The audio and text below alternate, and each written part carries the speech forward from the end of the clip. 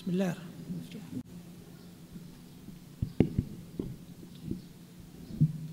بسم الله الرحمن الرحيم.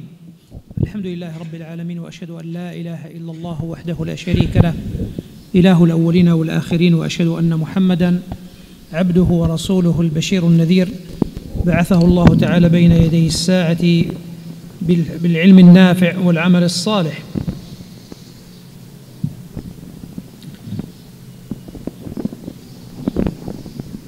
صلى الله عليه وعلى آله وصحبه ومن تبعهم بإحسان إلى يوم الدين. أما بعد، السلام عليكم ورحمة الله وبركاته. في هذا اليوم، يوم الاثنين الثامن، أو في صبيحة هذا اليوم الثامن من شهر الجمادى الثانية أو جمادى الآخرة من عام 46 و400 وألف، الموافق ل احنا اليوم كم ديسمبر؟ نسيت. 9 التاسع من شهر ديسمبر من عام 24 و2000. نحمد الله جل في علاه أن وفق لي هذا الاجتماع، وأسأله جل في علاه أن يوفقني للسداد في القول والعمل. رب اشرح لي صدري ويسر لي أمري واحلل عقدة من لساني يفقه قولي. وأسأله جل في علاه أن يجعل هذا المجلس مجلسا مباركا، وأن يجعل فيه النفع والفائدة للجميع. بما أنكم أيها الأفاضل الإخوة الكرام كلكم من يعني موظفون في الإدارة، فأحببت أن أتكلم عن بعض النقاط التي تتعلق بإدارة أي مدرسة. أول ما ينبغي للإنسان أن يشتغل به أو أن يستحضره وهو عضو في مثل هذه المؤسسات التعليمية أن يحرص على إخلاص النية لله جل في علاه، لأن الإنسان إذا كانت نيته طيبة وهو يشارك في عمل في تسيير مثل هذه المؤسسات، فإنه لا شك في عبادة، لأن هذه المؤسسات التعليمية هدفها إخراج طلبة العلم. يعني المنتج، يعني إذا قلنا بأن هذه مؤسسة، فإن المؤسسات كثيرة، أنواع كثيرة، منها مؤسسات تجارية، خدمية، مصانع، شركات وغير ذلك. أما المؤسسات التعليمية، المدرسة والمعاهد الشرعية، فإنها المنتج النهائي فيها هو طلبة علم، فهي تنتج دعاة، تنتج أئمة مساجد، تنتج مفتين، تنتج مدرسين، تنتج وعاظا، تنتج أساتذة القرآن الكريم. ولذلك أنتم تشاركون في الحقيقة في عمل عظيم. وقد قال النبي عليه الصلاة والسلام: يدخل في السهم الواحد 3، هذا في الجهاد. قال: الذي يبري السهم، والذي يجعل القوس، والذي يرمي، هؤلاء كلهم يكتب الله لهم أجر المجاهد، مع أن الذي يجاهد مباشرة هو واحد فقط، ولكن كل من يمده ويعينه على هذا الجهاد فإن الله جل في علاه يكتبه من المجاهدين. وقد قال عليه الصلاة والسلام: ومن جهز غازيا فقد غزا. وكذلك نقول: من جهز طالب علم فقد طلب العلم. تفضل شيخ.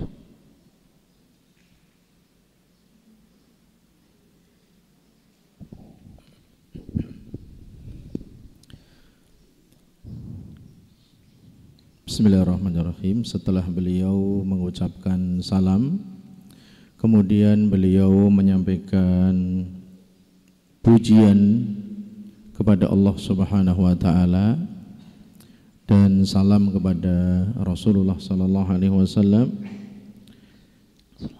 yaitu beliau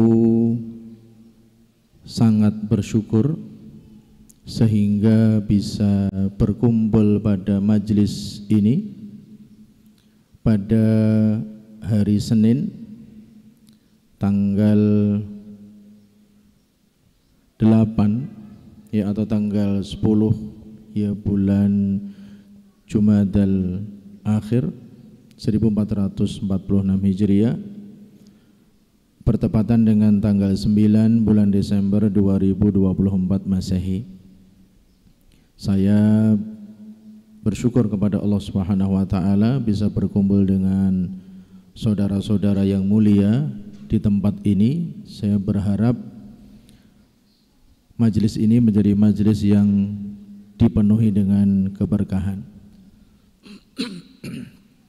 Kemudian karena kita berkumpul, kebanyakan yang di sini adalah yang selain guru-guru diniyah atau yang kerja di kantor juga, maka kita akan menyampaikan sedikit tentang manajemen sekolah. Karena lembaga itu banyak, ada lembaga yang berkecimpung di dalam usaha, ada lembaga yang berkecimpung di dalam kemanusiaan, dan ada lembaga yang berkecimpung di dalam pendidikan. Seperti kita di sini di pesantren, ini adalah lembaga pendidikan. Yang mana lembaga pendidikan itu nanti muaranya akan mengeluarkan para penuntut ilmu, orang-orang yang akan menjadi ulama, orang-orang yang akan menjadi para pendakwah, dai dan daiyah di masa yang akan datang. Maka dari itu kita meskipun bukan guru, bukan ustadz, tapi kita juga akan mendapatkan kebaikan dari keberadaan kita di pesantren ini, di lembaga pendidikan ini. Sebagaimana Rasulullah sallallahu alaihi wasallam beliau menyampaikan akan masuk di dalam satu panah itu 3 saham. Yang pertama adalah orang yang membuat panah. Kemudian yang kedua orang yang menyiapkannya. Kemudian yang ketiga adalah orang yang melemparkan busur panah tersebut.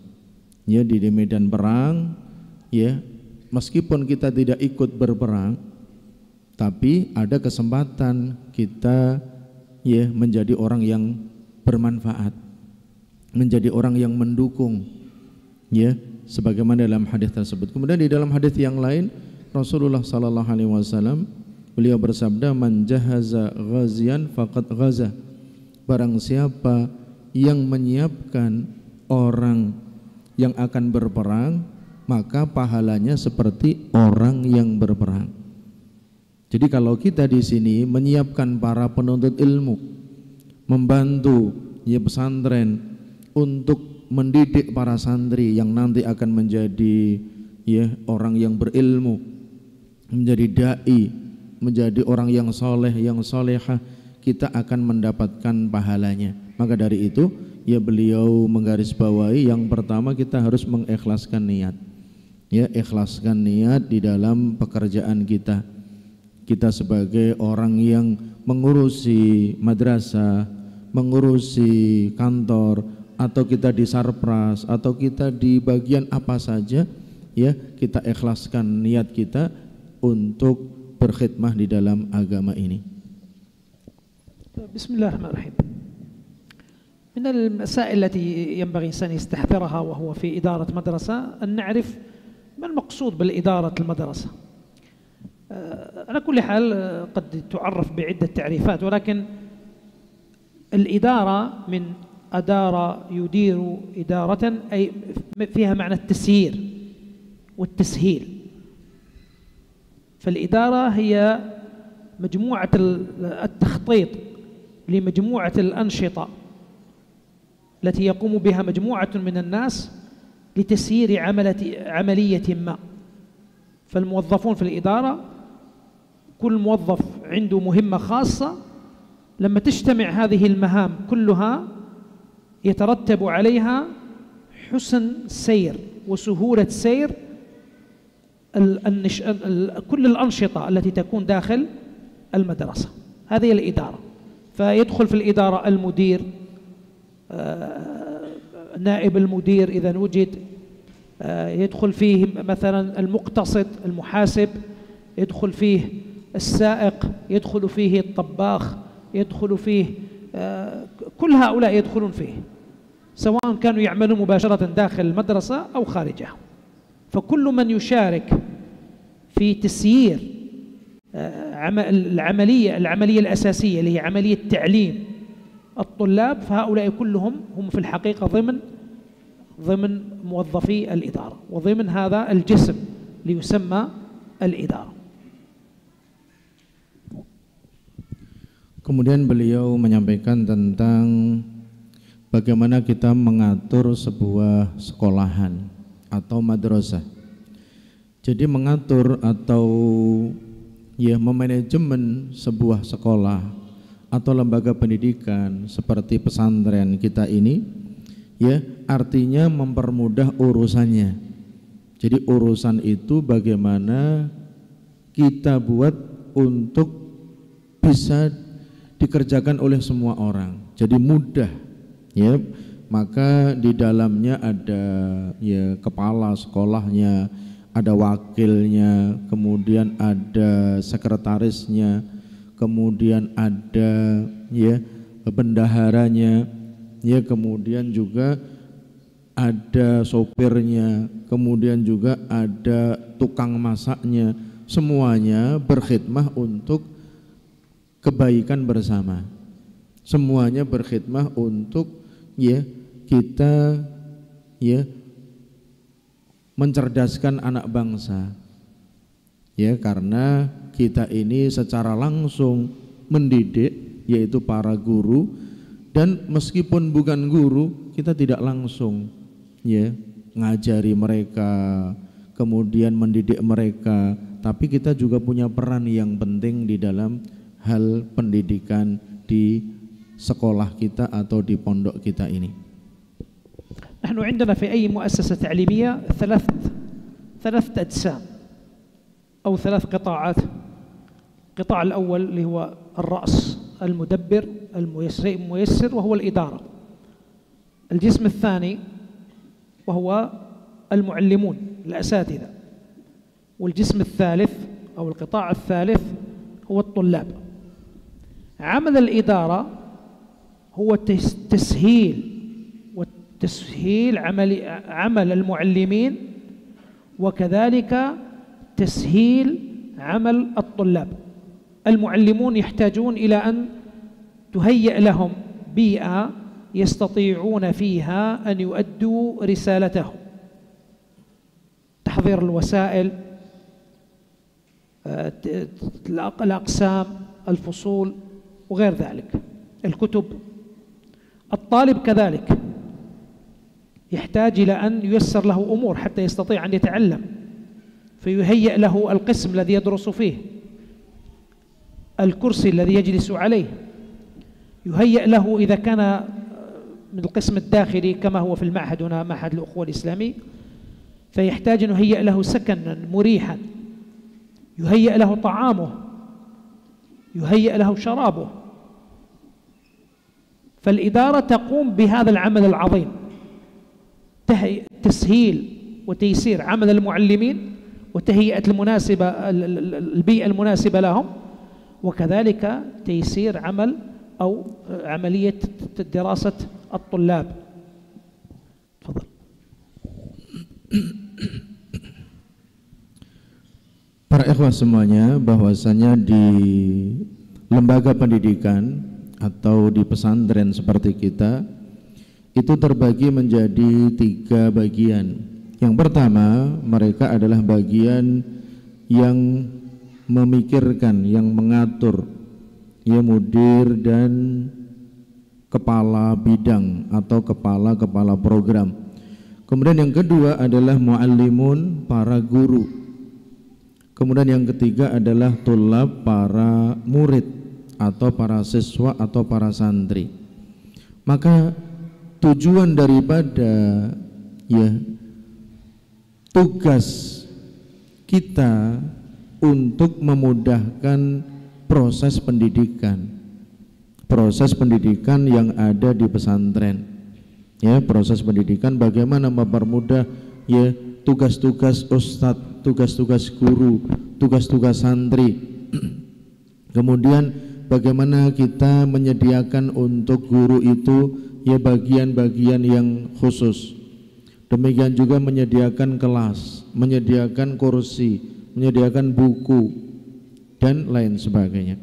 Maka dari itu semua ya, santri juga kita sediakan asrama, kita sediakan makanan, kita sediakan minuman ya, kemudian mereka baik guru atau pegawai semuanya berta'awun untuk mengemban amanah yang besar ini ya, untuk mengemban satu pekerjaan yang menjadi tugas kita, yaitu di Pondok Pesantren Al-Ukhuwah ya Al-Islami sebagaimana beliau tadi sebutkan. ثمة معايير وموازين حتى تكون لابد أن تتوفر في أي إدارة حتى نقول هذه إدارة ناجحة. حتى يعني لينجح أي مشروع وتكون إدارته ولابد أن تكون في الإدارة فيه ناجحة، عندنا معايير وعندنا موازين نزن بها. أول هذه المعايير تحديد الأهداف، يعني لابد حتى ينجح أي مشروع أن نحدد الأهداف التي نريد أن نصل إليها. ما هي الغاية؟ لماذا أنشأنا هذه المؤسسة؟ لماذا أنشأنا هذا المعهد؟ ما هي الثمار التي نرجوها من هذا المعهد، من هذا المشروع التعليمي؟ تفضل شيخ. Kemudian para ikhwah semuanya, di sana ada indikator atau ada ya timbangan yang bisa dipakai untuk menilai keberhasilan sebuah lembaga pendidikan. Jadi ada indikator-indikator yang menyebabkan bisa dikatakan manajemen pesantren kita adalah manajemen yang berhasil. Yang pertama, kita harus menentukan visi dan misi. Tujuan kita mendirikan pesantren ini apa? Tujuan kita ya menyelenggarakan sekolah, menyelenggarakan lembaga pendidikan yang ada di Al-Ukhuwah ini untuk apa? Ya, itu yang pertama. Jadi kita ya harus mengetahui ya, kita mendirikan sekolah mulai dari RA, kemudian mulai dari MSU, MSW, MA, dan bahkan akan mendirikan kuliah ini tujuan utamanya untuk apa? ولا بد كذلك في هذه الأهداف أن تكون واضحة بينة، يعني كل من يراها ويقرأها يفهم ما المراد من هذه الأهداف. كذلك أن تكون هذه الأهداف قابلة للقياس. إيش معنى قابلة للقياس؟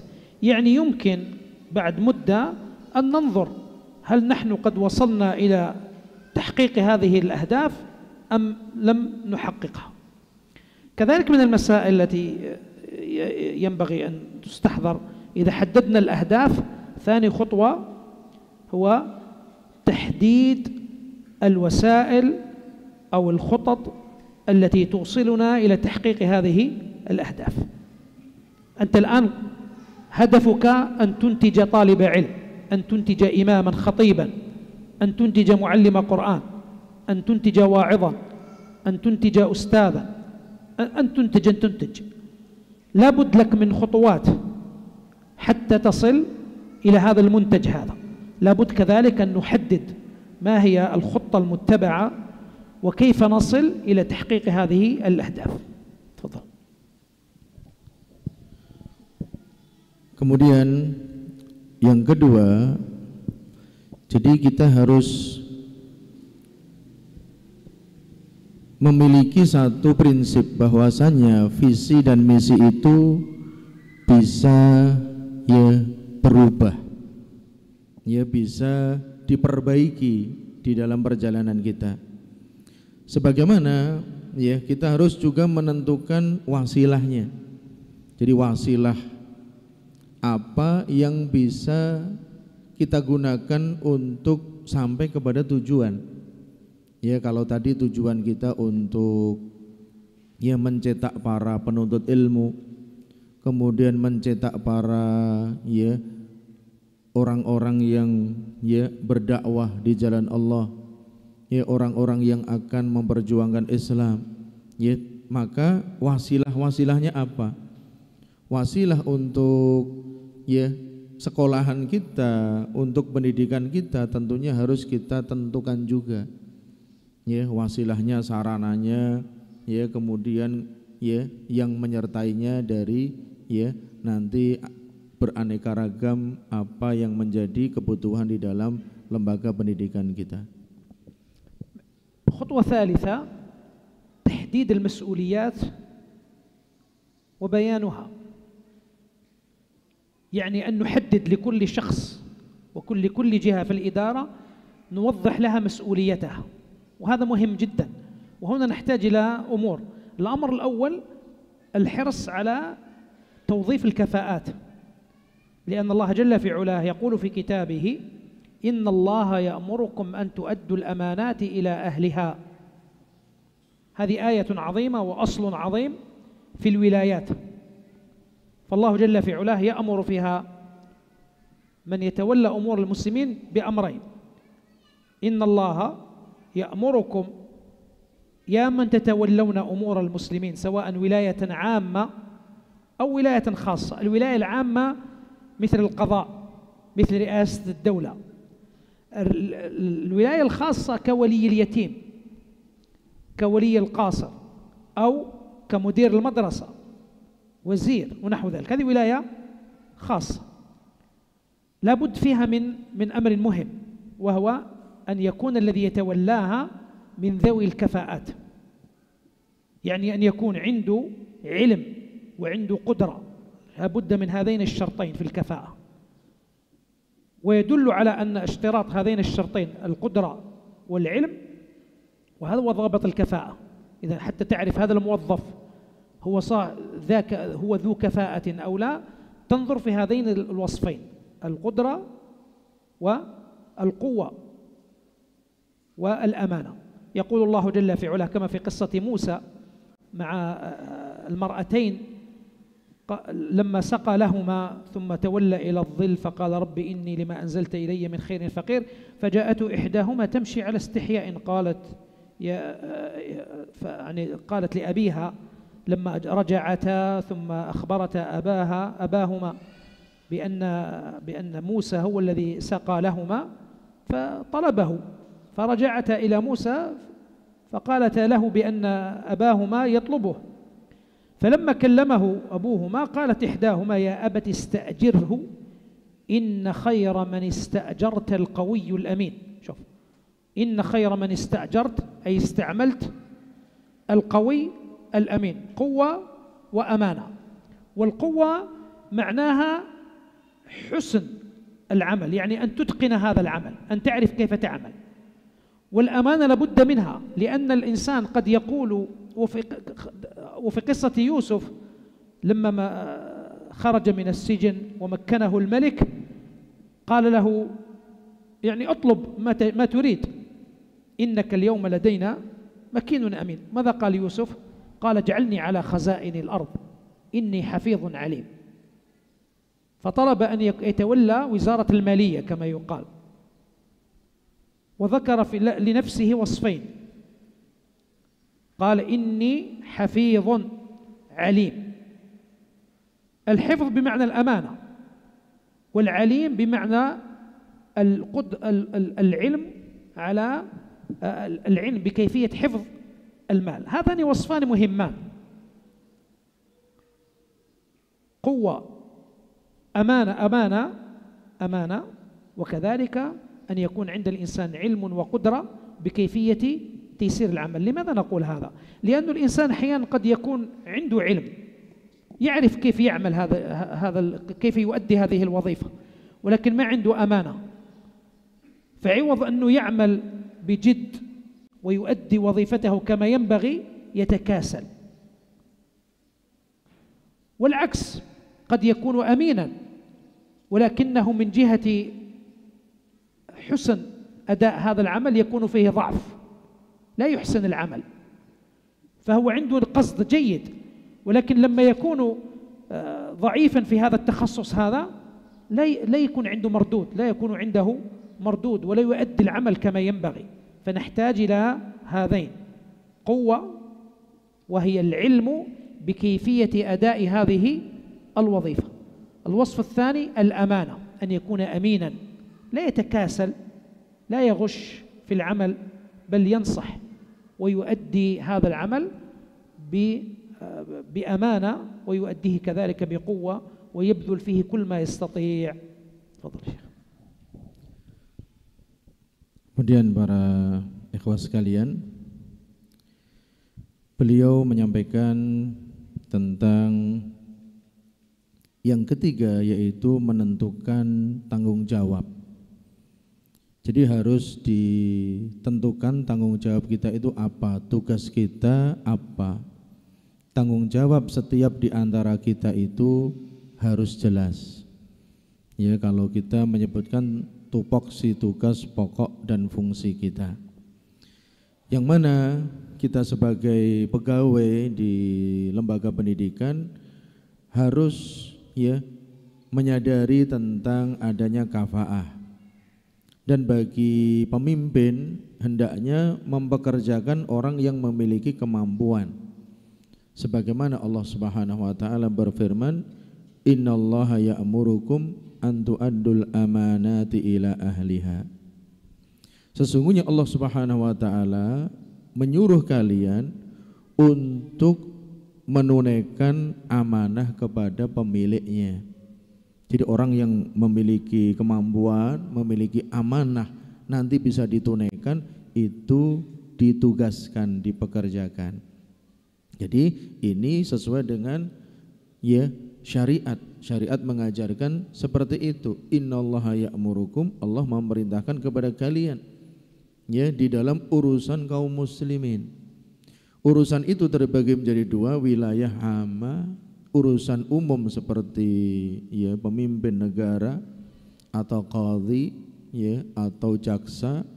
Kemudian wilayah yang khusus seperti mudir madrasah, kepala program, kepala bagian, kepala pesantren, dan seperti itu. Demikian juga hendaknya orang yang diberikan tugas untuk mengemban satu amanah itu adalah orang yang memiliki kemampuan. Harus terpenuhi dua syarat, yaitu kemampuan dan amanah. Sebagaimana di dalam kisah Nabi Musa, ketika Nabi Musa beliau lari dari Mesir, kemudian sampai di Madian, kemudian istirahat di sebuah pohon, kemudian beliau berdoa kepada Allah Subhanahu wa taala. Kemudian dia melihat dua wanita yang sedang antri untuk mengambil air minum. Kemudian Nabi Musa merasa kasihan karena kedua wanita itu selalu kalah dengan laki-laki. Kemudian beliau ambilkan, kemudian dibawa pulang, diberikan kepada bapaknya, air minum, kemudian diceritakan. Kemudian bapaknya menyuruh, panggillah seorang pemuda tadi ke rumah kita. Kemudian anaknya mengatakan, ya abati ista'jir, inna khaira man ista'jarta al-qawiyul amin. Jadikanlah dia itu pekerja, karena sebaik-baik pekerja adalah orang yang kuat dan orang yang amin. Orang yang kuat itu orang yang mampu. Orang yang mampu itu harus punya ilmunya. Kemudian amin, amanah. Jadi yang kedua harus amanah.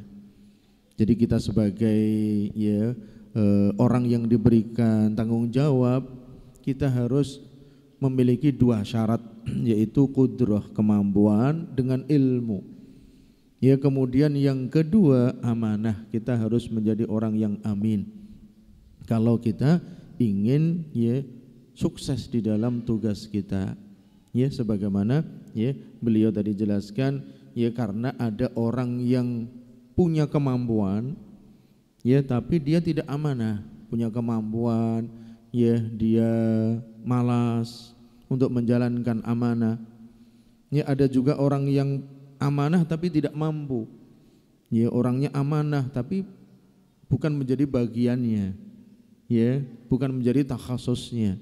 Maka dari itu harus terpenuhi dua syarat, yaitu kemampuan dan amanah. النقطة الرابعة التي ينبغي أن نحرص عليها في الإدارة تنظيم الموارد المتاحة لنا. احنا في كل مؤسسة ثمة موارد، عندنا موارد بشرية، عندنا الوقت الزمن، وعندنا كذلك المواد التعليمية. هذه كلها تحتاج إلى حسن إدارتها وإلى حسن استغلالها. فلابد الذي يتحكم في هذا الإدارة هذه أن يحسن استغلال ما عنده من الموارد البشرية، استغلال الموظف المناسب في المكان المناسب، استغلال الزمن، أن تنجز الوظيفة التي أسندت إليك في أقصر وقت ممكن حتى ما يضيع الوقت. الحرص على استغلال الوقت وعدم إضاعته. إذا كان ممكن اليوم أن تنجز 10 مهام أنجزها، حتى لو كان يمكن تأخيرها لا أنت أنجزها الآن. كذلك المواد التعليمية حسن إدارتها، تطويرها. المواد التعليمية هذه تتعلق بالمواد التي يدرسها الطلاب، فكذلك هذه تحتاج إلى حسن اختيار، تحتاج بعد فترة وفترة إلى تطوير، تحتاج كذلك ربما إلى تهذيب، إما أن ينقص منها وإما أن يضاف إليها. هذا كله داخل في إدارة الموارد. ومن إدارة الموارد كذلك ما يوجد من أمور مادية في المؤسسة، سيارات، آلات، حواسيب، هذه كلها من المواد، مطبخ، آلات المطبخ، فكذلك هذه يحافظ عليها تصان، تتعاهد بالصيانة وغير ذلك. تفضل يا شيخ. Jadi yang berikutnya, yang keempat, ya beliau sampaikan, yaitu bagaimana kita mengatur sarana prasarana di dalam pendidikan kita. Ya karena semuanya harus membutuhkan pengaturan yang baik. Ya pengaturan yang baik di dalam kita ya menjaga ya fasilitas sarana dan prasarana dan yang kita butuhkan di dalam lembaga pendidikan kita. Demikian juga ya melihat tugas-tugas yang ditugaskan kepada kita. Jadi tugas-tugas yang ditugaskan kepada kita kalau bisa dikerjakan dengan segera, jangan ditunda-tunda. Jadi kalau menunda-nunda itu nanti akan ya tidak baik. Ya kalau bisa ada 10 tugas ya segera dikerjakan dalam waktu yang singkat. Ya jangan menunda-nunda. Nanti kalau ustadz, guru, ya pegawai di kantor dan lain sebagainya itu menunda-nunda, nanti akan menjadi ya kebiasaan yang tidak baik. Demikian juga ya tentang materi yang dibutuhkan oleh ya ustadz atau oleh murid, oleh santri. Ya seperti kurikulum, dia membutuhkan ya perhatian, harus diatur dengan sebaik-baiknya. Ya, ini diajarkan berapa jam, ini diajarkan berapa, ya itu harus diatur dengan sebaik-baiknya. Demikian juga yang berkaitan dengan sarana prasarana. Ya alat-alat yang ada di dapur harus kita jaga, alat-alat yang ada di sarana prasarana, sarapras kita harus kita jaga. Ya alat-alat yang ada ya di kantor kita harus dijaga. Jadi ini namanya mengatur ya potensi yang ada di kita, ya mengatur potensi yang ada di lembaga pendidikan, baik itu dimulai dari ya materi kurikulum, ya demikian juga dimulai dari barang-barang yang menjadi kebutuhan kita. من المسائل المهمة جدا كذلك، أنا سبق أن نسيت أذكر شيء، وهي قلنا في ثالثا تحديد المسؤوليات وتوضيحها. لماذا نحدد المسؤوليات؟ حتى لا يقع التواكل، لأنك إذا لم توضح مسؤولية كل موظف لا تستطيع أن تحاسبه. إذا لم توضح مسؤولية كل موظف لن تستطيع محاسبته. أما إذا حددت المسؤولية فإنك تستطيع أن تحاسبه. إذا قلت للموظف أنت مهمتك أن تجلب كل يوم 100 قارورة، هذا هو شغلك،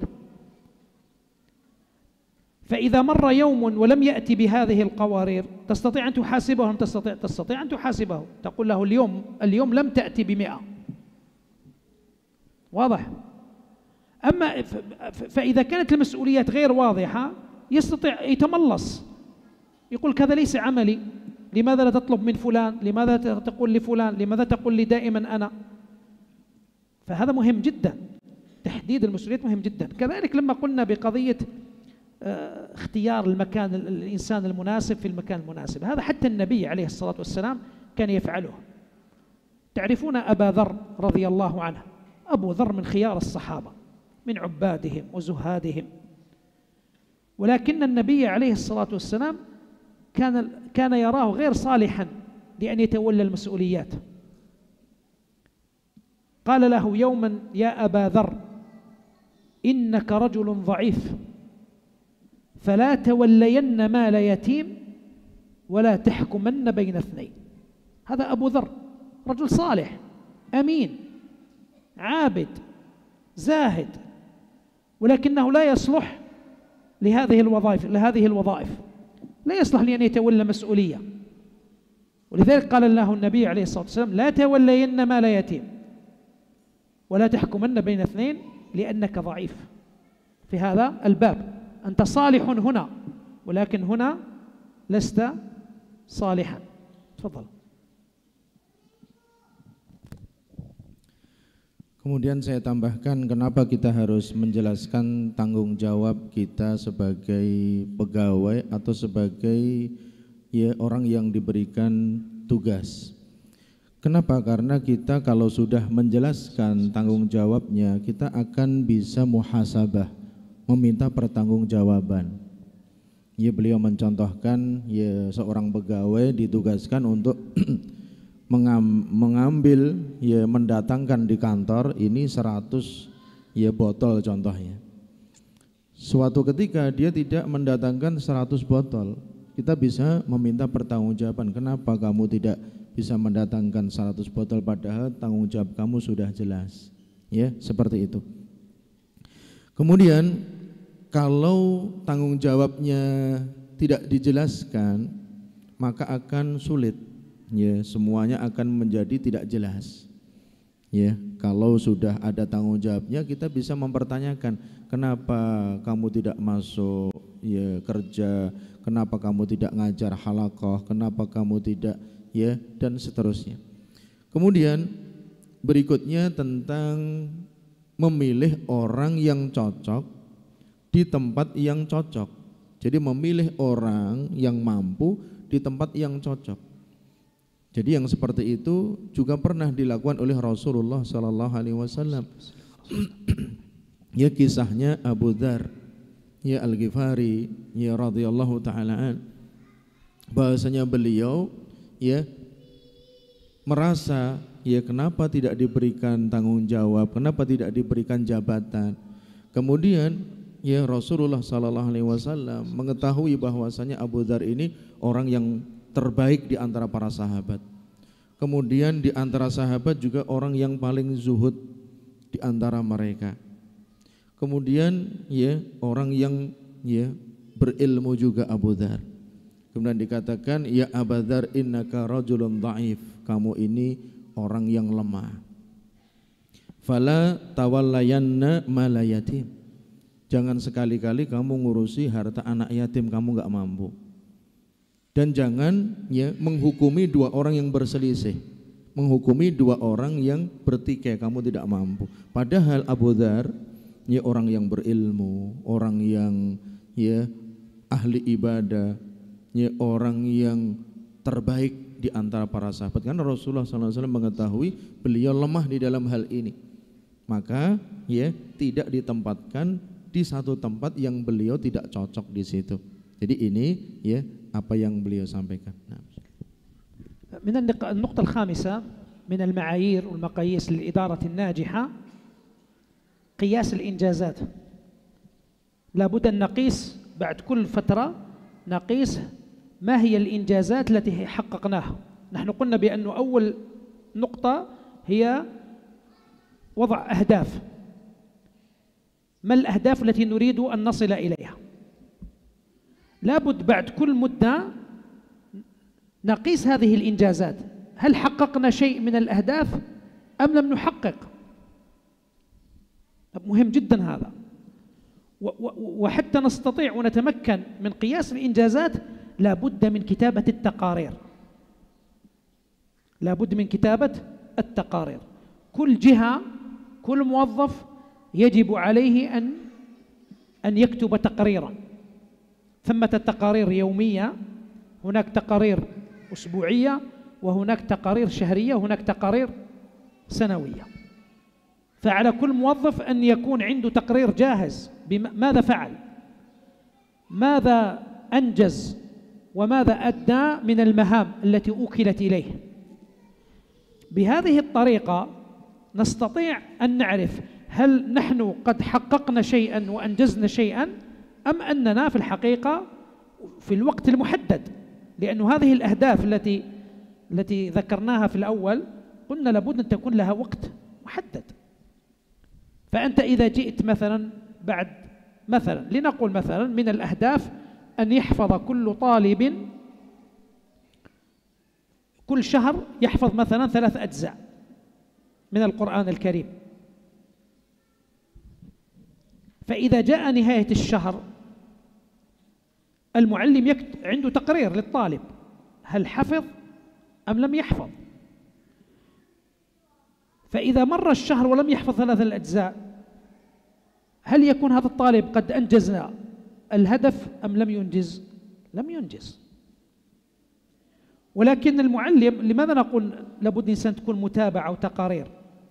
لأنك لما تكتب التقارير وتتابع تستطيع أن تعالج الأمر قبل أن تصل إلى نهاية المدة. أعطيكم مثال: تريد أن تبني مثلا بيتا، تريد أن تبني بيتا، تحتاج إلى مهندس، تحتاج إلى مقاول، ثم أنت تقول للمقاول أريد أن أنجز هذا البيت مثلا في 6 أشهر.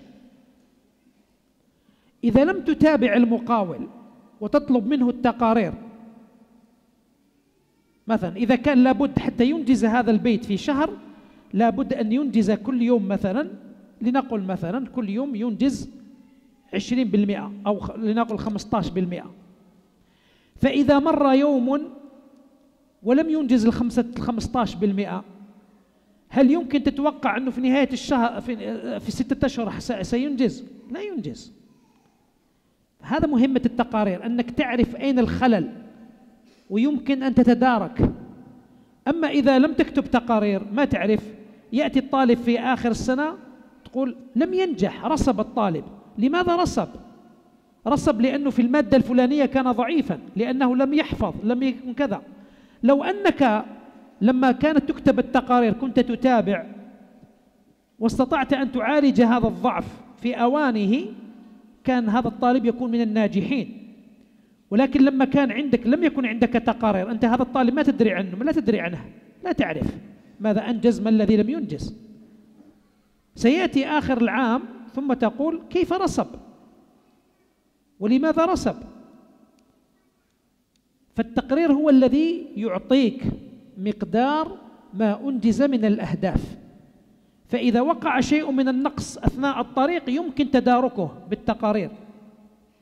أما إذا لم يكن عندك تقرير فأنت تمشي في عمى، ما تعرف هل أنجز لم ينجز، وأين الخلل، هل الخلل في الطالب، هل الخلل في المعلم، هل الخلل في المنهج نفسه والمقرر نفسه. أما إذا كان عندك تقرير فإنك يمكن أن تعرف أين الخلل ويمكن أن تعالجه قبل أن تنتهي المدة، في أثناء الطريق تصحح. ولا تنتظر إلى آخر الطريق ثم تقول لم ننجز شيئا. تفضل شيخ.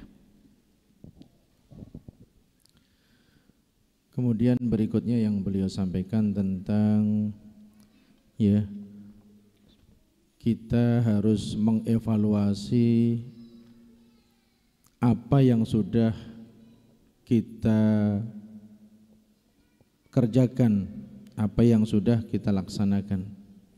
Jadi hendaknya ya semuanya ada penulisan laporan.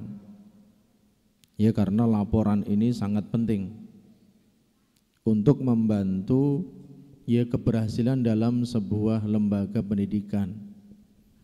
Ada laporan harian atau laporan pekanan atau laporan bulanan, dan juga harus ditentukan waktunya. Jadi waktu membuat laporan itu ya kapan, ya akhir ya waktunya harus diserahkan kapan. Seperti itu sangat penting. Kita ambil contoh umpamanya kita ingin memiliki satu tujuan, yaitu setiap bulan santri itu hafal 3 juz contohnya. Ya, beliau mencontohkan kalau kita harapkan santri itu punya hafalan setiap bulan sekian juz atau 3 juz, maka guru harus ya guru yang mengampu hafalan harus membuat laporan. Ya, laporan sebelum sebulan sudah ada ya mutabaahnya. Ya, supaya nanti ketika akhir tahun tidak dikatakan bahwasanya anak ini tidak naik kelas. Ya, anak ini, santri ini tidak berhasil, tidak memiliki hafalan yang diharapkan. Kenapa? Karena tidak dievaluasi. Jadi mengevaluasi lebih dini itu lebih bagus, karena ya akan bisa diketahui mana yang salah, mana yang kurang, ya mana yang harus diperbaiki. Jadi kalau kita ingin maju di dalam pendidikan kita, kita harus adakan evaluasi. Ya, evaluasi, kemudian mutabaah, kemudian laporan. Jadi setiap di antara kita membuat laporan pekerjaan kita. Ya, laporan itu bisa tadi setiap hari atau setiap pekan atau setiap bulan, dan di akhir tahun juga ada laporan 1 semester, laporan akhir tahun, ya seperti itu. Jadi itu semua ya dalam rangka untuk memudahkan kita di dalam ya mencapai tujuan kita. Kalau santri itu sebulan 1 juz, ya harus ya bagaimana cara kita memperolehnya, bagaimana cara kita untuk meraihnya, seperti itu. Jadi beliau mencontohkan sebagaimana kita membangun rumah. Kita membangun rumah tentunya kita berhubungan dengan tukang, berhubungan dengan insinyurnya, berhubungan dengan pemborongnya. Ya, kalau tujuan kita membangun rumah itu dalam waktu 6 bulan, dalam sebulan harus ada persentase ya 15% atau ya 20%. Nanti kalau 6 bulan akan ya sempurna 100%. Itu contohnya ya seperti itu. Jadi kita mengetahui dari awal kalau selalu dievaluasi akan ada ya perkembangan dari santri itu, ya kenapa santri ini tidak berhasil, kenapa ya seperti ini. Jangan sampai tahu-tahu santri tidak lulus, tahu-tahu santri tidak naik kelas. Ya, itu kesalahan guru atau kesalahan santrinya, ya atau kesalahan kurikulumnya, harus dievaluasi. بالطبع لما نتكلم عن التقارير، هذه التقارير لا تكتب وتترك، بل تكتب التقارير ثم تناقش. لابد من مناقشة التقارير في اجتماعات دورية، تجتمع الإدارة كلها، يعني المدير مع الموظفين على حسب التخصص، مع مثلا إدارة المحاسبة، إدارة المناهج، إدارة كذا، ثم تناقش هذه التقارير حتى يتخذ فيها الحلول المناسبة إذا كانت ثمة فيها عقبات وإشكالات. وهنا تأتي النقطة السادسة. من الضروري كذلك من الأشياء المهمة في الإدارة أن تتخذ القرارات بالشورى. أن تتخذ القرارات التي لها تعلق بإدارة المؤسسة أن تتخذ بالشورى بين المدير وبين الموظفين. ففي هذه الاجتماعات تتبادل الآراء ويتخذ القرار الذي المناسب بالأغلبية، فيسمع المدير رأي الموظفين ثم يتخذ الإجراء المهم. لأنه لما يكون اتخاذ القرارات بالشورى هذا فيه فوائد، منها خلق الثقة بين المدير وبقية والموظفين، فيشعر الموظف بأنه يشارك في تسيير الإدارة واتخاذ القرارات.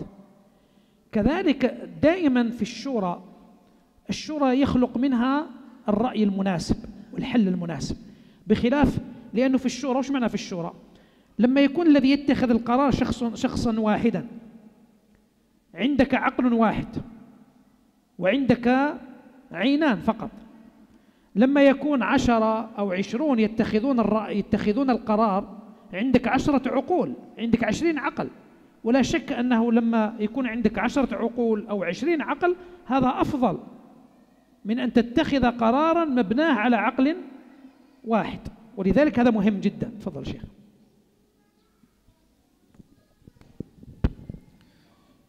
Jadi beliau menambahkan, laporan itu sangat penting sebagaimana tadi kita sampaikan, tapi laporan itu juga akan ditindaklanjuti.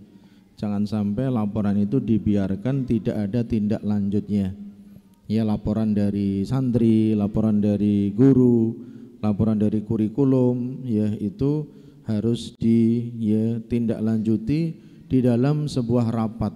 Ya, rapatnya yang menjadi siklus setiap bulan atau setiap pekan, ya seperti itu, dan nanti akan dimusyawarahkan ya dengan syura, dengan musyawarah. Jadi ditetapkan, ya tidak diputuskan sendiri. Jadi ditetapkan antara mudir, antara muadzaf, ya antara pimpinan, antara pengurus, antara kepala madrasah, ya dengan ya para guru-gurunya, ya seperti itu harus ada musyawarah, ya musyawarah di antara kita. Kenapa harus ada musyawarah? Karena akan membentuk satu kepercayaan, ya kepercayaan antara pimpinan dengan pegawainya, pimpinan dengan ya para guru-gurunya. Kalau ada musyawarah dibicarakan bersama ya dengan syura, maka akan sangat ya bermanfaat. Kenapa demikian? Karena kalau diputuskan satu orang tentunya hanya memiliki satu akal, memiliki 2 mata. Tapi kalau diputuskan 10 orang contohnya, ya pendapatnya akan semakin banyak dan semakin bagus.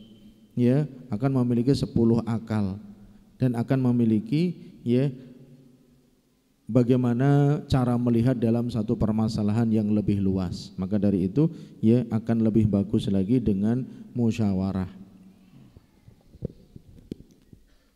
أرى بعضكم نائما ما بقينا نقطتان 2 فقط، لن نطيل كثيرا إن شاء الله.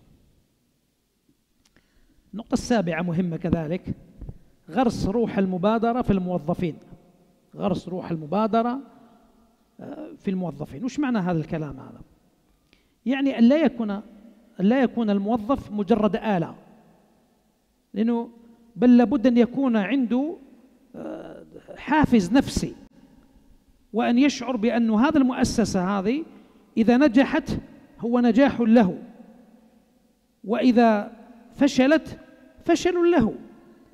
لأنه عندنا بعض الموظفين لا يبالون، بعض الموظفين لا يبالي، أهم شيء عنده أنه يأخذ الراتب في آخر الشهر وخلاص، ولكن لا يحرص على أن تستمر هذه المؤسسة، لا يحرص على أن تبقى هذه المؤسسة، مع أنه الآن يأخذ منها رزقا، ففي الحقيقة بقاؤها مصلحة له أم لا؟ مصلحة له.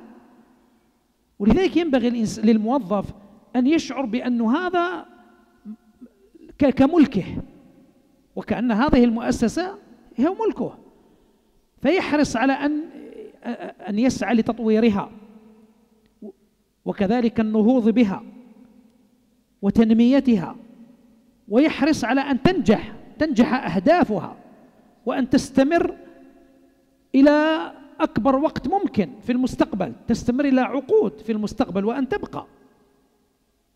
هذا مهم جدا. لا ينبغي للموظف أن يكون كالآلة. بعض الموظفين تقول له مثلا احمل هذه القارورة ضعها من هنا، فيقول لك طيب أوكي خلاص، فيحمل القارورة يضعها هنا بس، ثم يجلس لا يفعل شيء ثاني. ما عنده وقت، يمكن أنه بعد ما انتهى من هذا العمل هذا يؤدي شيء آخر، مثلا يرى بأنه كتب في غير مكانها فيبادر إلى أن يحملها فيضعها في مكانها، يقول لك أنا عندي وقت. ينبغي إنسان يكون عنده هذا مبادرة، حافز نفسي. بهذه الطريقة تنجح المؤسسات وتستمر، ويبقى لك الأجر، ويبقى كذلك مورد الرزق. هذا كذلك ينبغي أن نحرص الإدارة على أن يكون في هذا في قلب كل في ضمير كل موظف، أن يكون عنده هذا الانتماء وهذا الحرص، أن لا يكتفي فقط بما قيل له، بل كل ما يراه فيه مصلحة يفعله حتى لو لم يكن من وظيفته. إذا وجد مثلا أحد زملائه تراكمت عليه أعمال وهو يستطيع أن يعينه فليعينه، وهكذا. وقد قال النبي عليه الصلاة والسلام: الإيمان 60 شعبة، وفي رواية 70 شعبة، أعلاها لا إله إلا الله، وأدناها إماطة الأذى عن الطريق، والحياء من الإيمان. والحياء من الإيمان. فذكر النبي عليه الصلاة والسلام أدنى أعلى الشعب اللي هو التوحيد. التوحيد مطالب به الجميع. وذكر أدنى الشعب اللي هي إماطة الأذى من الطريق، وإماطة الأذى من الطريق ليس مطالبا به كل إنسان، ولكن النبي عليه الصلاة والسلام ذكر لنا هذا حتى يكون عندنا حافز من أنفسنا، أننا نفعل حتى لو لم نؤمر، أننا نفعل حتى لو لم يكن هذا واجبا علينا، أننا نفعل حتى لو لم يكن هذا نحن ملزمين به. إماطة الأذى من الطريق، كما قال النبي عليه الصلاة والسلام: دخل رجل الجنة في غصن أماطه من طريق الناس. وهكذا ينبغي للموظف. تفضل. Jadi yang ketujuh yang beliau sampaikan yaitu menanamkan kecintaan kepada pegawai itu, ya, di dalam hati pegawai, kecintaan kepada sekolahan, kepada lembaga pendidikan.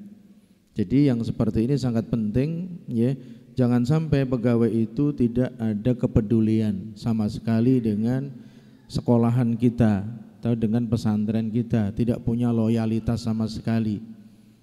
Ya, itu karena yang terpenting saya mengambil gaji sudah cukup. Apakah nanti sekolahan itu akan terus atau tutup, sekolahan itu akan bisa berjalan dengan baik, saya enggak peduli. Yang penting saya bekerja, saya mendapatkan hasil. Yang seperti itu tidak baik.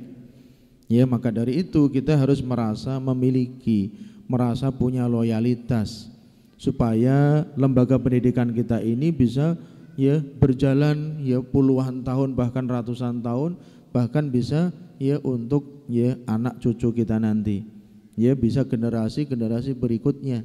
Kita harus memiliki kepedulian, menanamkan di dalam hati kita sebagai pegawai, sebagai pekerja, sebagai ustadz, sebagai muallim yang ada di sini, untuk menanamkan kepedulian, kecintaan.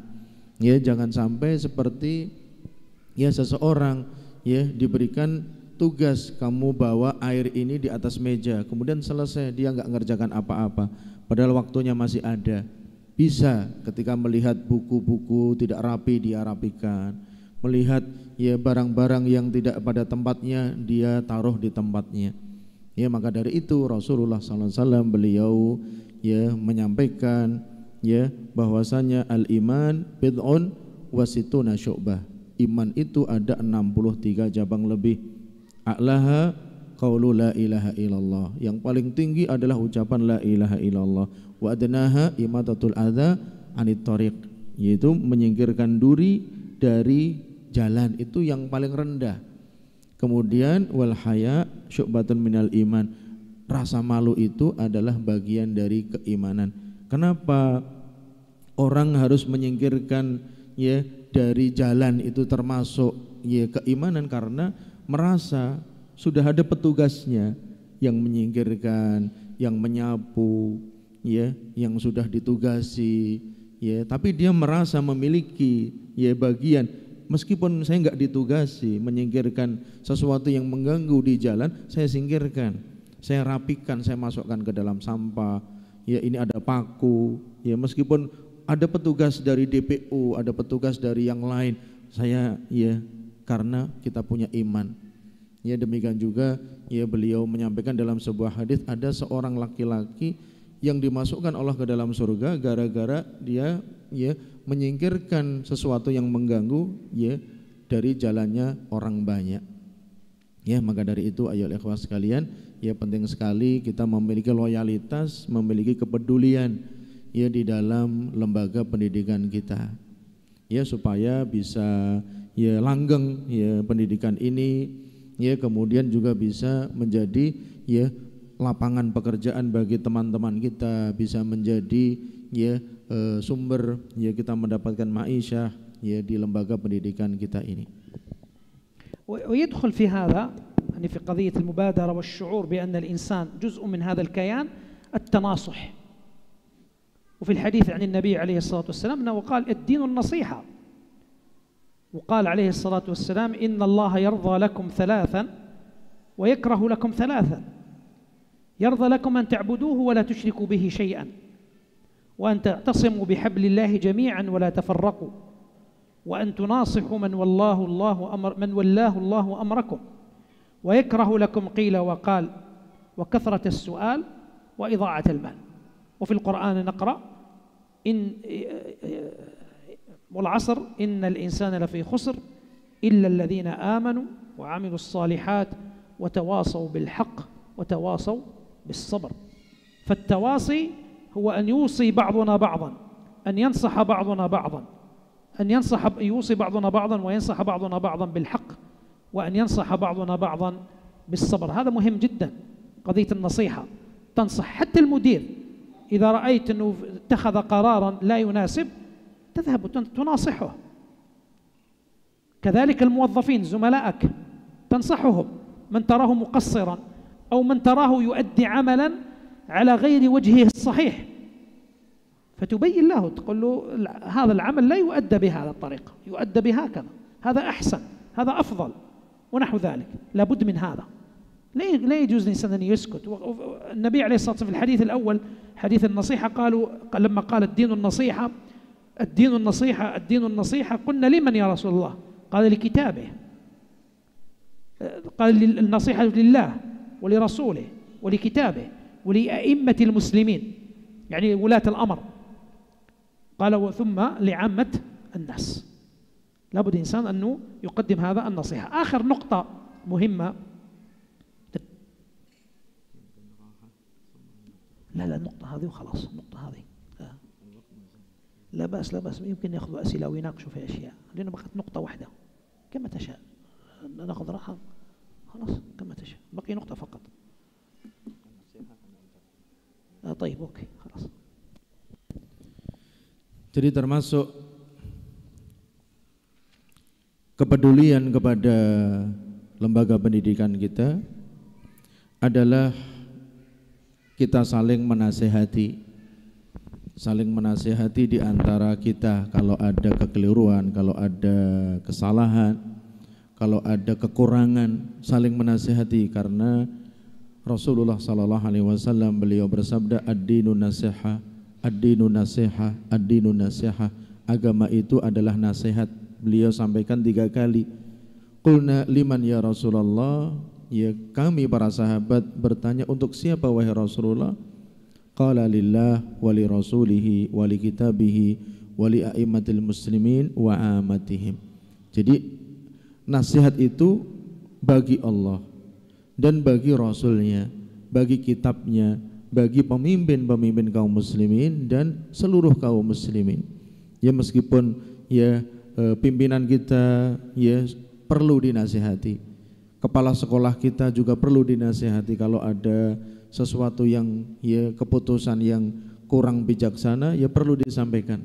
Yang seperti itu ya ada di dalam syariat. Demikian juga Rasulullah SAW beliau bersabda, innallaha yarda lakum thalathan wa yakrahu lakum thalathan. Jadi Allah Subhanahu wa taala senang bagi kalian 3 hal, yaitu apabila kalian memberikan nasihat ya, yaitu kalian tidak beribadah kecuali hanya kepada Allah, dan kalian ya memberikan nasihat kepada kaum muslimin. Kemudian Allah tidak suka ya kalian ya qila wa qal, ya kemudian banyak bertanya dan banyak membuang-buang harta. Maka dari itu ayolah ikhwas sekalian, ya itu yang menjadi ya nasihat beliau dan perlu kita sampaikan. Ya kita ya sejenak istirahat, ya barangkali ya teman-teman ini masih apa ya mungkin kondisinya dingin juga ya. Nggak tahu kalau dingin ada teh hangat atau enggak ini ya? Nggak ada kayaknya ya. Mungkin duduknya di lantai dingin ya, nggak ada tikar, nggak ada apa-apa ya, barangkali ya istirahat dulu sejenak ya, nanti kita lanjutkan lagi biidznillah taala. Gitu ya. Ya. Bismillahirrahmanirrahim. Alhamdulillah rabbil alamin wa shalli wa sallim ala al-mab'uts rahmatil alamin nabiyina Muhammad wa ala alihi wa sahbihi ajma'in. Amma ba'd. Narji' ila بعد أن ملأتم البطون نرجع إلى العقول الآن، ولكن أخشى أنكم تسكرون مع الأكل هذا. طيب، بقيت نقطة أخيرة وهي تعتبر النقطة الثامنة، وهي من مهام الإدارة الناجحة التواصل مع أولياء أمور الطلاب التلاميذ. هذا مهم جدا. لماذا؟ لأن أولياء الأمور في الحقيقة يشاركون بطريقة غير مباشرة أو مباشرة في العملية التعليمية، ولذلك تحتاج الإدارة إلى التواصل مع أولياء الأمور لعدة أسباب. تتواصل الإدارة مع أولياء الأمور من أجل إعلامهم وإعطائهم التقارير الخاصة بأولادهم. لماذا؟ لأنه أحيانا حتى لا يتفاجأ ولي أمر الطالب بنتيجة ابنه،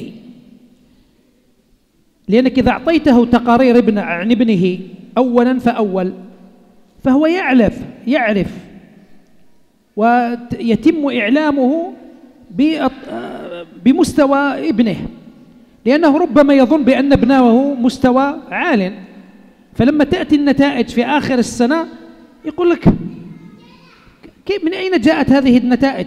كيف جاءت هذه الدرجات؟ ولذلك هذا مهم جدا التواصل مع أولياء الأمور. كذلك إذا وقع سلوك سيء من الطالب نحتاج التواصل مع الأولياء الأمور. إذا كان هذا الطالب هذا مثلا عنده مرض معين يحتاج إلى معاملة معينة أو يحتاج إلى طعام خاص أو نحو ذلك، فنحتاج كذلك إلى التواصل مع أوليائه.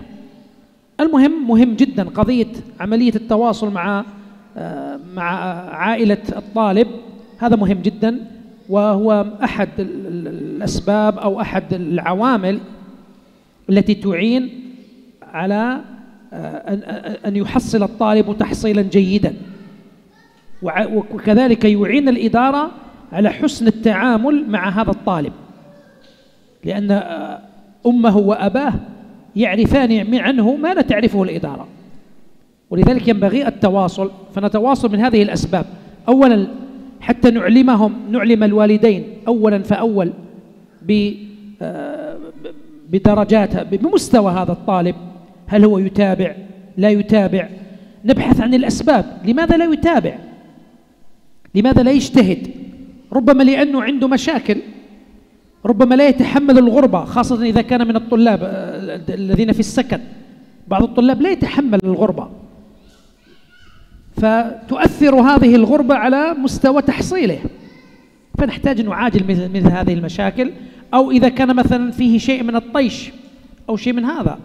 المهم نحتاج إلى هذا التواصل مع أولياء أمور الطالب، هذه من أهم ما يكون، الاتصال بهم، إعلامهم بمستوى التلميذ وكذا، حتى كما قلت لك لا يأتي في آخر العام ثم يقول من أين جاء هذا، من أين جاءت هذه الدرجات. وأحيانا كثير من الأولياء ربما يكونون يتوقعون مستوى عاليا لابنهم، ثم بعد ذلك يفاجأ بأن درجاته ورتبته في مع زملائه ليست بذاك.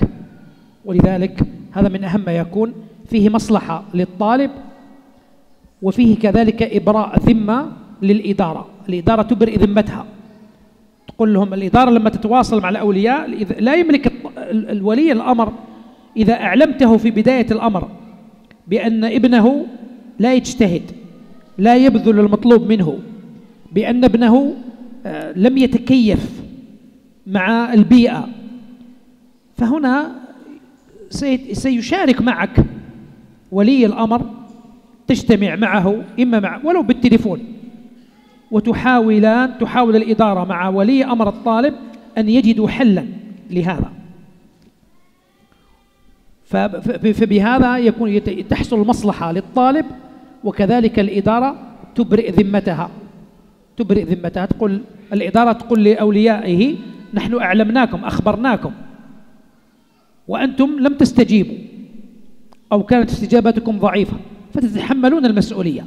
أما إذا كانت الإدارة لا تخبر الأولياء بحال الطالب، فإنه في الآخر يقول لك أنت لم تخبرنا، أنت لم تعلمنا، أنت تركتنا، غششتنا ونحو ذلك. ولذلك ينبغي هذا، قضية التواصل مهم جدا، يحصل به فائدة للطالب وتعالج به مشاكل الطالب، وكذلك الإدارة تبرئ ذمتها أمام الله، لأن المسلم مطالب بأن يبرئ ذمته حتى لا يشك الناس فيه. وأصل هذا قضية إبراء الذمة أن النبي عليه الصلاة والسلام لما كان معتكفا في سنة من السنوات، وجاءت عنده إحدى أمهات المؤمنين تزوره في الليل، فقام ليقلبها إلى بيتها، فمر رجلان من المسلمين، فلما رأيا النبي صلى الله عليه وسلم ومعه هذه المرأة وهم لا يعرفون من هي، لأن أمهات المؤمنين كن يتغطين يعني ما يعرف، فأسرع في المشي، فقال لهم النبي صلى الله عليه وسلم على رسلكما إنها صفية. فقالوا يا رسول الله سبحان الله، يعني تعجب، نحن لم نشك فيك. ولكن شوف النبي عليه الصلاة والسلام مش قال إن الشيطان يجري من ابن آدم مجرى الدم. فكذلك المؤمن ينبغي أن دائما يحرص على أن يبرئ ذمته، ولا يترك الناس يسيئون فيه الظنون السيئة. لا إذا خشيت أن الناس يظنون فيك ظن سيء، اشرح موقفك. أعطيكم مثال، قد يدخل الإنسان، قد ترى إنسانا صالحا يدخل مخمرة والعياذ بالله، عافانا الله وإياكم والمسلمين، أو يدخل مكانا لا يليق بالمسلم أن يدخله، فلو رآه الناس لقالوا يا سبحان الله، كيف الشيخ فلان يدخل إلى هذا المكان، صح ولا لا؟ ولكنك لو بحثت ربما دخل حتى يجلب أخاه، ربما أخوه ذهب إلى هنا أو ابنه، فالناس الذين لا يعرفون القصة يسيئون به الظن.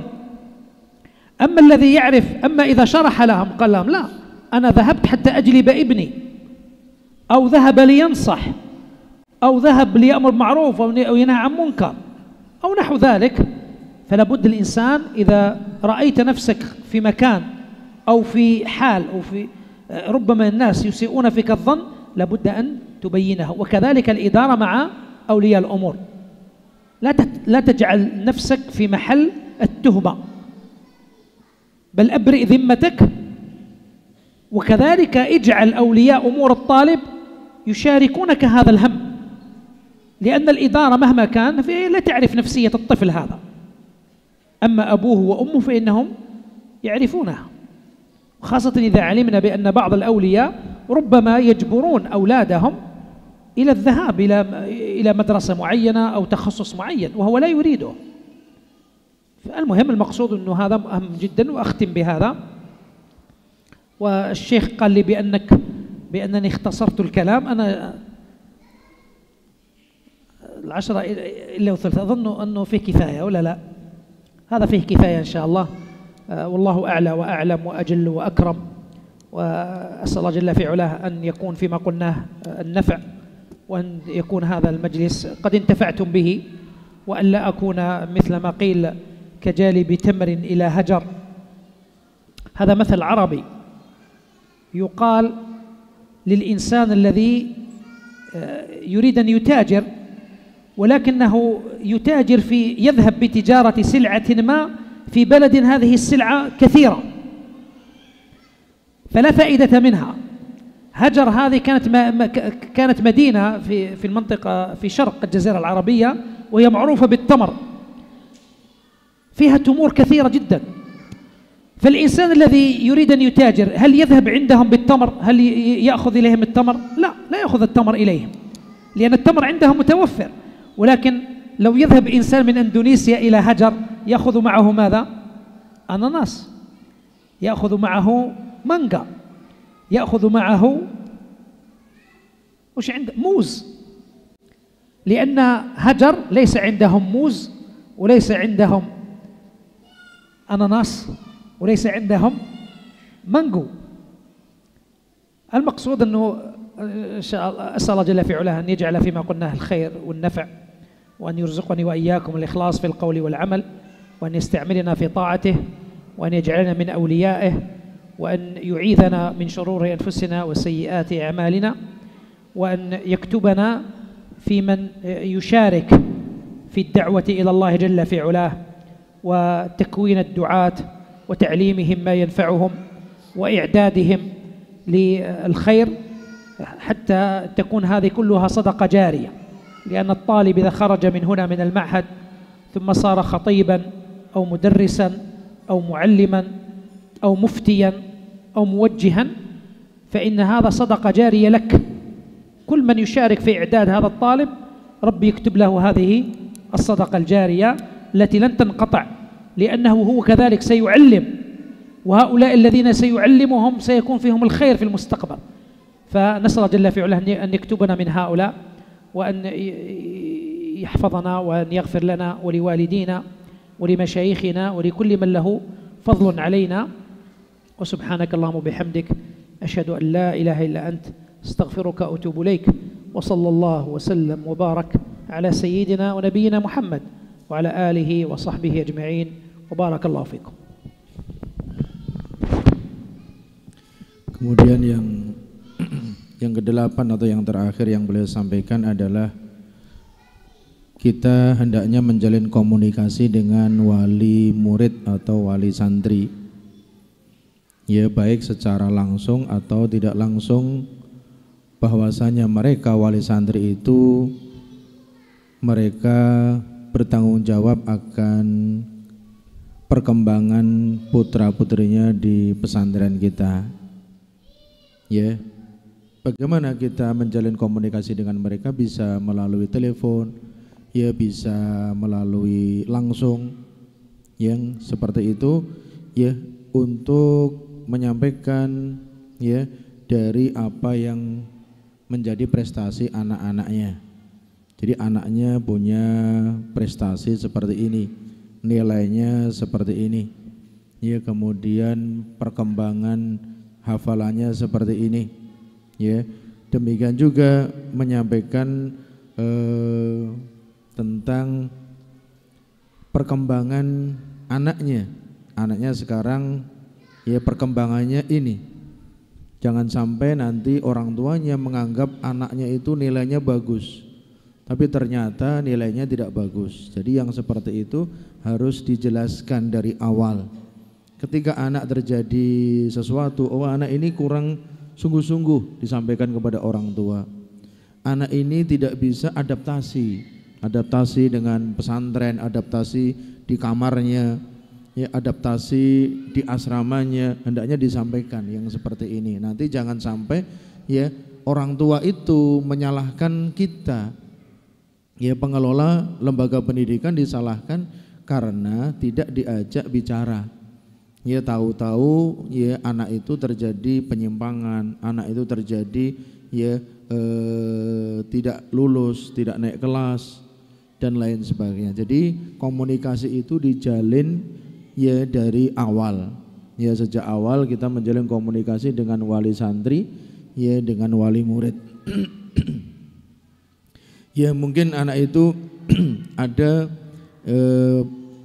akhlak yang kurang baik, atau anak itu memiliki penyakit yang harus ya diperlakukan dengan perlakuan yang khusus.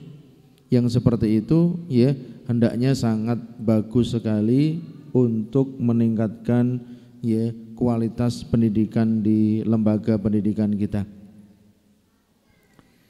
Kemudian setelah itu ya, karena sebagaimana di dalam hadis pernah ketika Rasulullah SAW beliau iktikaf dan beliau dijenguk oleh istrinya, ya, kemudian beliau mau mengantarkan istrinya keluar dari masjid untuk pulang, ya, tiba-tiba ada dua orang yang berjalan cepat, ya, dua orang itu ya merasa sungkan karena ada Rasulullah SAW bersama dengan seorang wanita, dan istri Rasulullah SAW ya pakai hijab semuanya, tidak ada yang kelihatan sehingga ya tidak diketahui.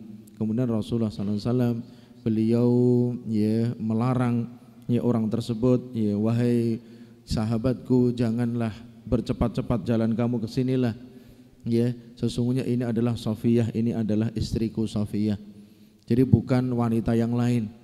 Ya, kemudian ya para sahabat mengetahui ya itu adalah ya mahramnya Rasulullah SAW. Tapi ketika ada sesuatu yang menyebabkan ya kecurigaan di dalam hati seseorang, kita menjelaskan.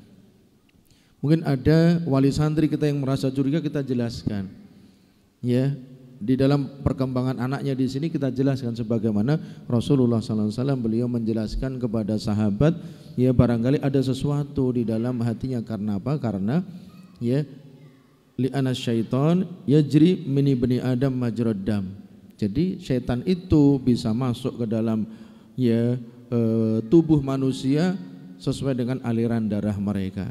Ya, begitu cepat ya sesuai dengan aliran darah mereka. Jadi seperti itu ayyuhal ikhwah sekalian, ya. Demikian juga ya dijelaskan barangkali ada seseorang yang dia tidak punya niat yang buruk, dia masuk ke tempat orang yang jual khamar, ya, atau masuk ke tempat yang tidak layak, tidak cocok. Kemudian di sana ada isu bahwasanya Ustadz Fulan, Syekh Fulan masuk ke tempat yang tidak layak.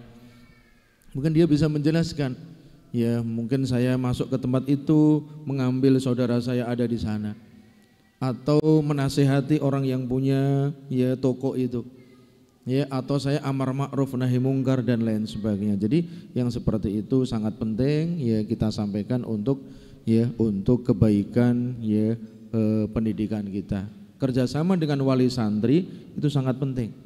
Ya, wali santri jangan dianggap ya remeh, ya, karena mereka adalah satu unsur yang merupakan mitra kita, ya, mitra di dalam ya pendidikan ya di pesantren ini. Ini barangkali ini yang bisa kami sampaikan, kata Syekh. Ya, mudah-mudahan tidak seperti contoh di dalam bahasa Arab, ya, bahwasanya orang datang ke sini membawa sesuatu yang di sini sudah banyak. Ya, mudah-mudahan ya beliau bisa membawa ya sesuatu yang bermanfaat, ya, bisa ya untuk bekerja sama dengan kita, ya, sesuatu yang nanti menjadi sedekah jariyah. Ya, kalau kita ngajar di sini, kalau kita bekerja di sini, kalau kita berta'awun di sini, kemudian mengeluarkan para dai, para daiyah, ya, anak-anak yang soleh solehah, kita akan mendapatkan sedekah jariyah, akan mendapatkan kebaikan yang mengalir ya selama-lamanya. Ini yang bisa kami sampaikan. Ya, ada kurang dan lebihnya saya mohon maaf. Wassallallahu wasallam ala nabiyina Muhammad wa ala alihi wa sahbihi ajmain walhamdulillahi rabbil alamin. Baik, demikian barangkali ada pertanyaan, silahkan secara langsung mungkin. Mungkin ada pertanyaan, ya dipersilahkan. Yang ada hubungannya dengan materi atau yang tidak ada hubungannya juga nggak apa-apa. Tadi kan saya sudah bertanya, ini nama makanannya apa? Ya arem-arem itu kan baru sekali seumur hidup, cara bukanya bagaimana itu? Ternyata ada, ya ada bitingnya kan, dua dibuka dulu baru dibuka daunnya kan itu. Ada ismuhu arem-arem, arem-arem ismuhu arem.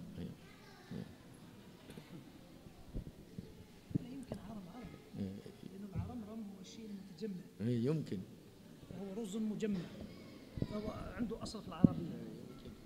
بعض العرب ينطقون الهمزة عين ويقلبونها عين همزة همزة عين. هنا يمكن هذا عربي، هذا أرم عربي، رز مجمع. العرب يقولون جيش عرمرم، جيش عرمرم يعني جيش كثير، وهذا رز كثير.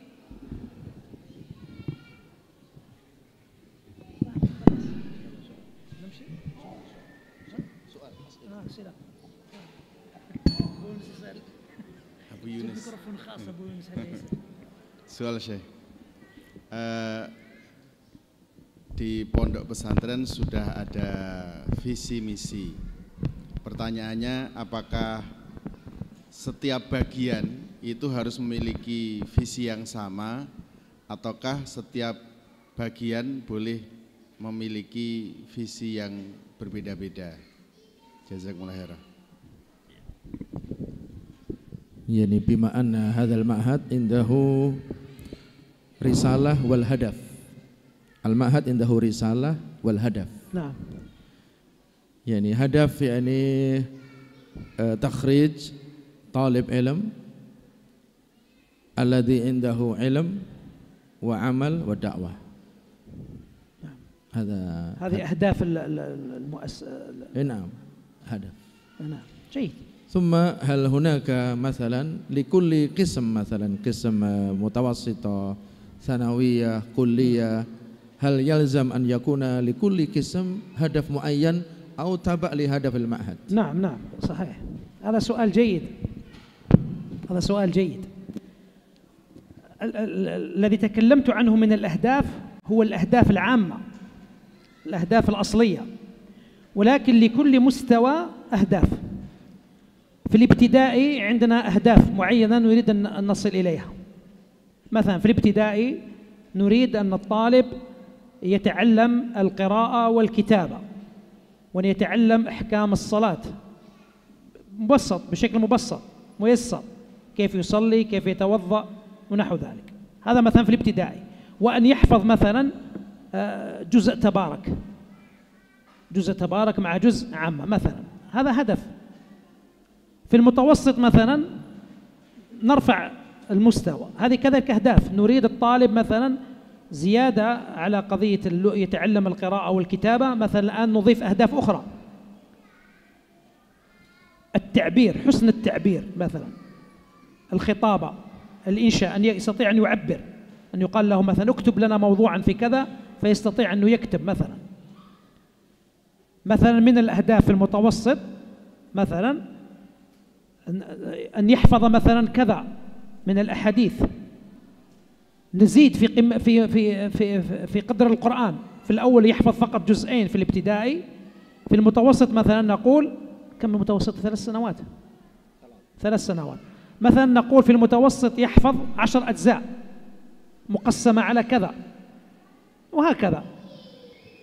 فإذا قلنا مثلا نحن نريد أن الطالب قبل ما يدخل إلى الكلية مثلا أن يحفظ القرآن كله، نقسم هذه الأجزاء. القرآن فيه 30 جزءا، نقسم 30 جزءا على المستويات. مثلا إذا قلنا في الابتدائي يحفظ مثلا، فلنقل في الابتدائي مثلا يحفظ 4 أجزاء، في المتوسط يحفظ مثلا نقول مثلا 15 جزء. في الثانوي يحفظ حتى يختم، وهكذا. المهم نقسم هذه أهداف، هذا صحيح. هناك أهداف عامة ثم أهداف مرحلية، كما أن ثمة أهدافا قريبة وهناك أهداف بعيدة. النتيجة الأخيرة خروج طالب متمكن من اللغة العربية، حافظ لكتاب الله، ملم بمهمات الفقه، يعرف التوحيد والعقيدة، عنده تعلم وسائل الدعوة، تعلم كيف يخاطب الناس وكذا. هذا هو الهدف النهائي، وهذا هو المنتج النهائي، هذا هو المنتج النهائي. والله أعلم.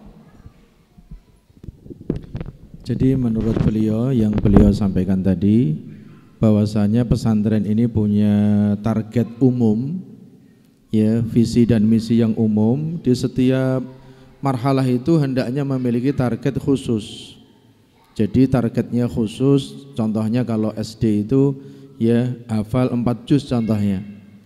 Kemudian SMP 15 juz. Kemudian SMA 11 juz, jadi lulus dari SMA diharapkan hafal 30 juz. Itu target dari setiap marhalah. Demikian juga setiap marhalah memiliki satu usaha untuk mewujudkan target. Ya, contohnya dia hafal ya Quran, hafal hadits, bahasa Arabnya pinter, ya, kemudian ya bisa ngerti fikih, ya, nanti ketika lulus ya menjadi anak yang seperti itu, hafal Quran, kemudian ngerti tentang ya hadits, bahasa Arabnya lancar, ya, kemudian ya dia mengerti ilmu fikih, ilmu-ilmu alat yang bisa digunakan untuk melanjutkan di jenjang yang lebih tinggi. Jadi yang seperti itu ya, setiap ya bagian memiliki target sendiri-sendiri, yang mana itu nanti di setiap bagian harus diusahakan dan diupayakan bagaimana target itu bisa tercapai. Mungkin ada yang lain?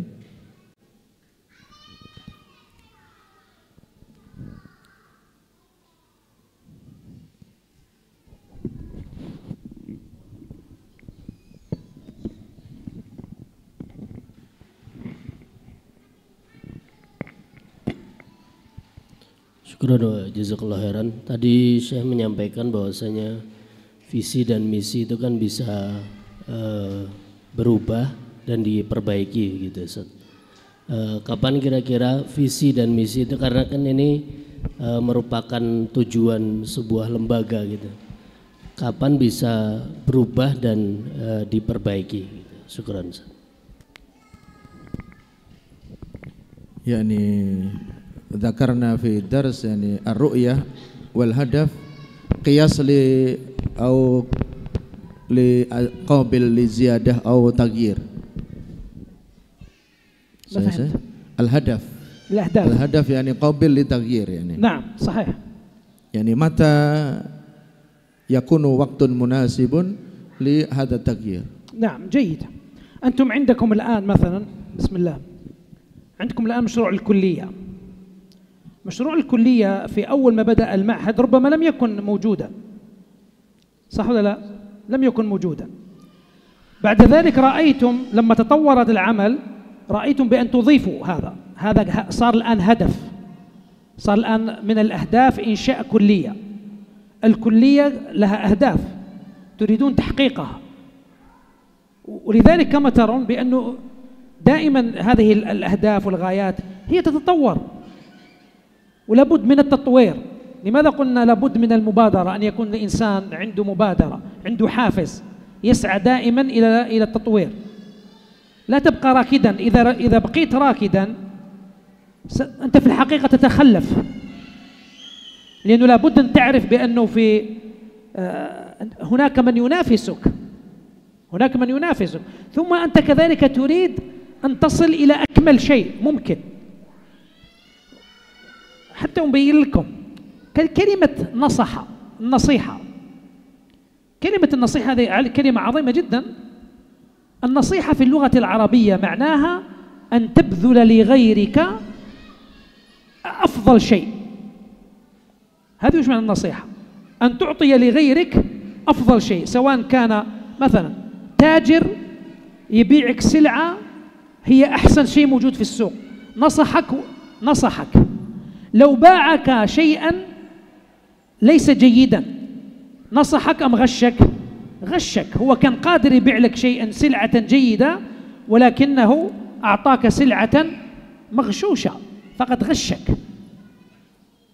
لما كذلك مع الإنسان المعلم مع الطلاب، إذا كان المعلم يستطيع أن يوصل المعلومة على أكمل شيء، وعوض أن يعلم الطلاب مثلا مسألة واحدة يستطيع أن يعلمهم 10 مسائل أو 10 مسائل، ولكنه كسول يقول هذه المسألة تكفيهم، نصحهم أم غشهم؟ غشهم، لأنك لم تبذل أحسن شيء عندك، بذلت الأدنى. ولذلك في القرآن الكريم ربي يقول ولا تقربوا مال اليتيم إلا بالتي هي أحسن. وكذلك من يتولى أمر غيره، المعلم هو في الحقيقة ولي على هؤلاء الطلاب لأنه يتولى تعليمهم. الإداري الموظف الإدارة كذلك يتولى التسيير جهة ما، عليه أن يبذل أقصى ما عنده وأحسن ما عنده، لأنه لو بذل أقل لم ينصح، وإذا لم تنصح فأنت غاش، وإذا كنت غاشا فإن النبي عليه الصلاة والسلام قال من غش فليس منه. لابد نفهم هذا. بارك الله فيك. Jadi pertanyaan yang terakhir ini ya kayaknya ya biar senang kan kita mau selesai ini ya. Jadi barangkali tadi disampaikan tujuan itu bisa berubah. Ya, tujuan itu bisa berubah. Kapan waktu berubahnya? Ya beliau menjawab benar bisa berubah. Contohnya sekarang kita ya saya dengar mau mendirikan sekolah tinggi atau Mahat Ali. Dulu ketika awal mula mendirikan pesantren belum ada. Kemudian di tengah jalan ya, kemudian berjalanlah waktu ya kita buka sekolah tinggi karena untuk kebaikan lulusan-lulusan kita biar belajar. Jadi yang seperti itu ya bisa berubah. Yang beliau menyebutkan tentang nasihat, bahwasanya nasihat itu ya memberikan kepada orang lain yang terbaik. Seorang penjual memberikan kepada pembelinya yang terbaik, itu namanya seorang penjual yang nasih. Tapi kalau ya penjual itu ternyata memberikan barang yang palsu, ya dia artinya tidak memberikan nasihat. Ya, dia artinya orang yang menipu. Sedangkan orang yang menipu bukan termasuk kelompok kita. Kata Rasulullah SAW, man ghasya falaysa minna. Orang yang menipu di dalam muamalahnya dia tidak termasuk dari kita. Termasuk kalau kita seorang pegawai, seorang guru, ya seharusnya memberikan yang terbaik ya kepada murid kita, memberikan yang terbaik kepada lembaga kita. Kemudian kita tidak memberikan yang terbaik, memberikan yang palsu, memberikan yang buruk, memberikan yang jelek, ya kita sama dengan ghash. Yaitu yang beliau sampaikan, man ghasya falaysa minna. Jadi ya itu adalah ya nasihat dari beliau ya untuk kita semua dan mudah-mudahan bermanfaat. Ya sampai di sini. Wassallallahu wasallam ala nabiyina Muhammad wa ala alihi wa sahbihi ajma'in wa akhiru da'wana alhamdulillahi rabbil alamin. Wassalamualaikum warahmatullahi wabarakatuh.